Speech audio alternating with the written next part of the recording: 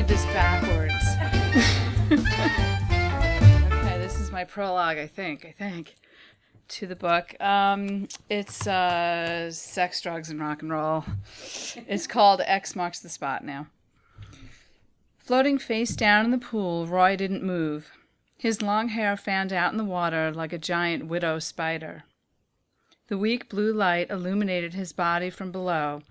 Black shirt, black jeans, and flesh tips of bare feet. A white skull and crossbones X branded his back. We didn't think anything of it.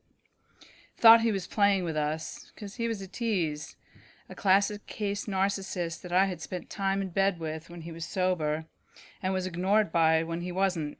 He'd flirt with any woman, fuck anything. He rewired light switches in my apartment so on was off and off on. He left disturbing notes about dystopian societies in the freezer.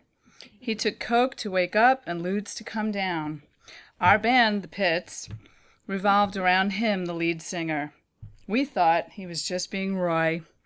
Tonight's performance in Poughkeepsie's Roadhouse ended when Roy snapped the cord out of the fender. 20 dudes wearing knee-high shorts stopped sucking grape ice pops and stared. We only pocketed gas money. After the show, Peter, our guitarist, drove the van further upstate on the New York Thruway, searching for a cheap room. Roy sulked in the back, fake sleeping next to me, long legs curled in a fetal position. No one spoke. No one understood the shit I had to deal with corralling the guys all the time. Ben, the keyboardist, was a dullard, usually making comments at the wrong time, like on the way here, and we just missed being sideswiped by an 18-wheeler. We're gonna get a bigger boat, right? Move over, I have a bass up my ass. Shut up, Ben, we yelled. The 18-wheeler honked and Peter swerved. It occurred to me in that hazy swirl, in that infinitesimal moment hanging in midair in 1989, that we didn't fit. Like medieval dissident tritones. I saw it at the Motel 8. The night manager looked us over and reluctantly slid the key toward Peter, who signed paperwork.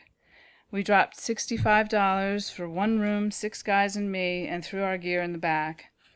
Peter always wanted motels to watch the van out the window overnight so our Marshall amps didn't walk. Where am I going to sleep? I looked at the 2 double beds covered with polyester maroon bedspreads that would instantly whoosh up in flames if this flea bag ever caught fire. Amy gets the bed, guys. Sleep in the tub or the van, announced Peter. We'd been friends since elementary school. I trusted him. Roy disappeared as usual. We decided to hang out by the pool, lounging on the green-slated beat-up lawn chairs. Dan, our drummer, stretched out lengthwise on the concrete edge. Peter passed me a joint. I thought I heard a splash. I didn't think much of it, till Dan seemed mesmerized by what was in the pool. He was always fascinated by water when he dropped acid. It wasn't until Dan chucked a white lifesaver ring, first bouncing off Roy's head and then floating like a large lozenge, did I see Roy's limp body. I stared at the tic-tac-toe X and O image. He didn't stir. Roy, come on, fucking funny, get up, Peter yelled. We hesitated, waiting for his next move as we always did. What was Roy going to do now? He shaved his head once, tattooed his whole right arm in a fiery dragon one drunken night. He burnt his sister's hair while she was sleeping 'cause the smell was intoxicating. Shit, he's not moving. My throat closed into a slit. The Motel 8 neon sign flashed vacancy.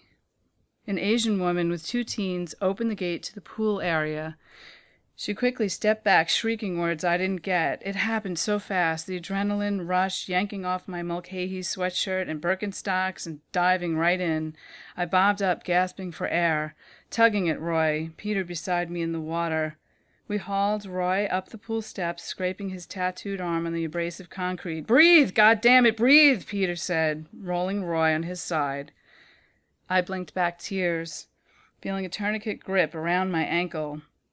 Roy recoiled and sputtered, throwing up water, then food. Pretty sure it was hot dogs. Roy!